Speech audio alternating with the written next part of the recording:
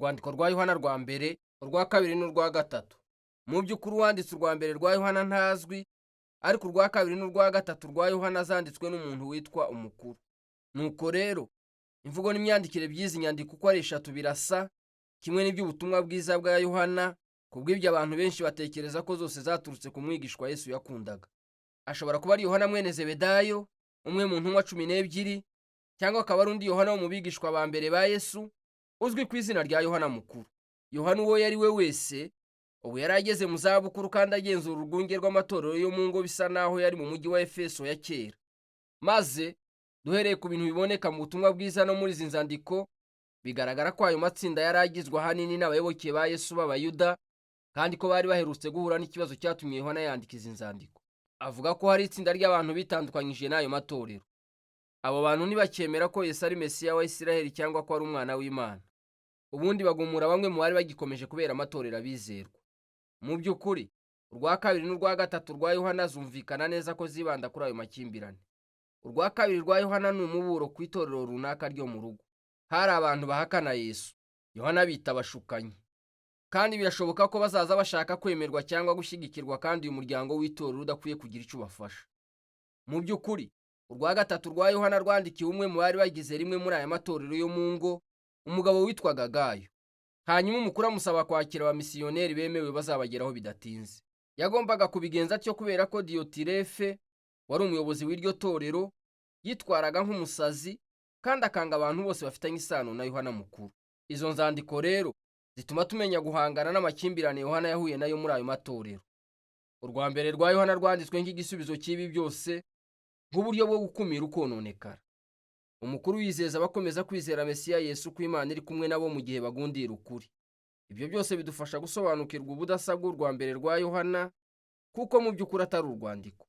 Byumvikana nk'ikibwirizwa mu buryo bw'umuvugo cyoherejwe aya matorero. Yohana avuga ko atari ugutanga amakuru mashya.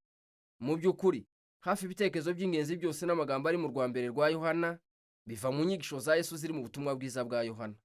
Bityo rero intego ya Yohana ni ukubibutsa no kwemeza abo bakristo kutanamuka mu byo bavuga ko bizera. Ubwiza bw'umuvugo w'ikibwirizwa cya Yohana burashimishije cyane. Ntabwo asobanura ibitekerezo bye ku murongo cyangwa mu bunyurabwenge, ahubwo akoresha uburyo buzwi cyane bwa kera bwo kuryoshya imivugire bwitwa gusesengura. Yohana afite ibitekerezo bike by'ibanze ashaka gutanga ku bugingo, ukuri n'urukundo, kandi ibintu byasubiramo inshuro nyinshi. Buri gihe yerekana uburyo bushya bwo bubisobanura cyangwa bubishimangira. Akoresha amagambo arimo isumbwe ryinshi cyane, akoresha ibitekerezo bihabanye cyane, akoresheje amashusho yoroheje y'umucyo n'umwijima, urukundo n'urwango, n'icyiza n'ikibi. Gusa ntuzashukwe no koroha k'urwa mbere rwa Yohana. Iki ni igitabo gifite ireme ryimbitse cyane. Urwa mbere rwa Yohana rufite ijambo ry'ibanze n'umusozo byumvikana, kandi uburyo ingingo z'ikibwirizwa zisubiramo hagati ya byombi ntibyubahiriza amategeko y'ubuvanganzo adahinduka. Nyamara bisa naho hari ibice bibiri biruta ibindi. Buri kimwe gitangizwa n'amagambo agira ati ubu ni bwo butumwa. Hanyuma buri kimwe gikurikirwa n'ibigereranyo bisubirwamo byerekana ko Imana ari mbere na mbere umucyo, nuko noneho Imana ari urukundo. Kandi ibitekerezo byose biri muri ibi bice byombi bishingira kandi bikagarukira ku ngingo ebyiri z'ibanze. Nuko rero ijambo ry'ibanze risa cyane n'iriburiro ry'ubutumwa bwa Yohana. Yumvikana mu ijwi ryitangirira umutwe wa mbere n'imigani 8. Yohana avuga iby'ijambo ry'ubugingo ryari kumwe n'Imana mbere na mbere. Ku bwa Yohana, ijambo Imana risobanura Data n'Umwana waje guhesha abari mu isi ubugingo. Bityo ababonye bakumva kandi bagakora ku Mwana bitwa twebwe. Yohana arashaka kuvuga we ubwe n'intumwa bari abahamya biboneye Yesu. Nuko rero twebwe tubafitiye ubutumwa mwebwe, ab'ikiragano gikurikiyeho cy'abakurikiye Yesu. Iyi ntumwa basangiza abandi ijambo ry'ubugingo, abo nabo binjira mu busabane na Data ndetse n'Umwana biciye mu ntumwa. Ijambo gusabana rikoreshwa hano koinoniya mu Kigiriki, risobanura kugira uruhare cyangwa gusangira. Iyo abantu bumvise ubutumwa buvuga ibya Yesu butangwa n'intumwa, ubwo butumwa butuma bagirana ubusabane nyakuri na Yesu ubwe, kandi bakagira uruhare nyakuri mu rukundo rw'Imana no mu bugingo bwayo. Ibi rero byinjira mu gice cy'ingenzi cya mbere. Ubwo nibwo butumwa. Imana ni umucyo. Ubu nibwo butumwa bw'intumwa, ko Imana yihishuriye muri Yesu ari umucyo. Bityo rero niba abantu bashaka kugira uruhare mu bugingo bw'Imana ubwayo biciye muri Yesu, bagomba gukomeza kugendera mu mucyo. Ikigereranyo cyiza rwose, ariko se kivuze iki? ku bwa Yohana bivuze gukomeza amategeko ya Yesu, kandi ibyo ntibyoroshye. Rero mu gihe munaniwe, urupfu rwa Yesu rw'impongano ruzatwikira ibyaha byanyu. Kandi nanone usabwa guhaguruka ugakurikira inyigisho za Yesu. Ariko se ni iyihe mu nyigisho ze? Yohana yibutsa amatorero itegeko rya Yesu rya kera rishya ryatanzwe ku bigishwa mu ifunguro rya nyuma, ko bakundana nk'uko yabakunze. Gukora ibyo ni ukugendera mu mucyo.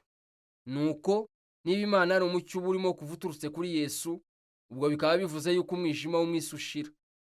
Ibyo bivuze nanone yuko abana b'Imana uhereye ubu banesheje icyaha n'ikibi n'urupfu byiganje mu isi. Ibyo bituma Yohana akangura amatorero ati, ntimugakunde iby'isi kuko nayo irashira. Aha mu buryo bwihariye araganisha ku bwibone no ku busambanyi. Birashoboka ko ibyo ari byo bibazo byari bifitanye isano n'amakimbirane yarimo kuba muri ayo matorero. Ibyo byatumye Yohana aburira amatorero ku byerekeye aba bantu bavuye mu miryango kandi bahakana ko Yesu ari we Mesiya. Yohana bita abahakana Mesiya n'abashukanyi. Ariko yiringira adashidikanya ko abantu bose bazi ukuri ku byerekeye Yesu ari abana nyakuri b'Imana, kandi ko Data bakunda.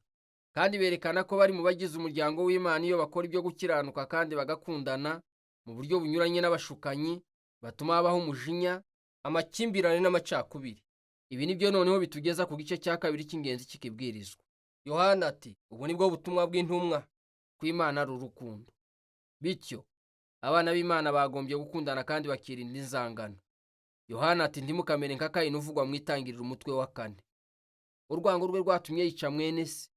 Ariko ku bakristo urukundo rusobanurwa no kwitanga ubwacu nk'igitambo kubw'inyungu z'abandi.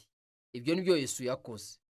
Kandi iyo abana b'Imana biringira urwo rukundo bakunda, birabahindura. Yohana nanone yongera kuburira abantu ku byerekeye abashukanyi. Ubu bwo abita abahanuzi b'ibinyoma. Iyo bahakana ko Yesu atari we Mesiya, baba basa n'abavuga mu izina ry'Imana. Ariko Yohana avuga ko twagerageza imyuka. Yohana ati, niyo umuntu avuga ko avuga ku bw'Imana, ariko ntarebe Yesu nk'umwana w'Imana wabambwe, ntabavuga mu izina ry'Imana. Abana nyakuri b'Imana bubakira ubuzima bwabo bwose kuri Yesu wabambwe akanazuka, kuko aho ariho tubona umutima nyakuri w'Imana uhishuwe. Ku musaraba tubona ko Imana ari urukundo rwuzuye rwitanga, kandi urwo rukundo nirwo ruhatira abayobotse Yesu ko bakunda abandi muri ubwo buryo. Kandi iyo abantu bahuye n'iyo Mana y'urukundo, byeyura burundu ubwoba no guhangayika. Ibyo bikaba ari byo Yohana avuga ko ari intsinzi ku by'isi.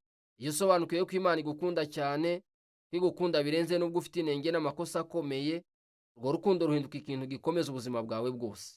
Urwo rukundo ruzanwa no kwizera Yesu wabambwe. Ruzanwa no kwizera ubuhamya bw'Imana ku bwa Yesu butanzwe na Mwuka, kandi ukanemera ubutumwa bw'intumwa bwerekeye Yesu. Kandi iyo urukundo rw'Imana rugusabye, rufungura irembo ry'ubugingo buhoraho.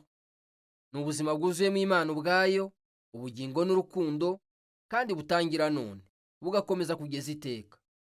Uku niko ibi biganisha Yohana ku ntambwe y'ingenzi isoza ikibwirizwa cye.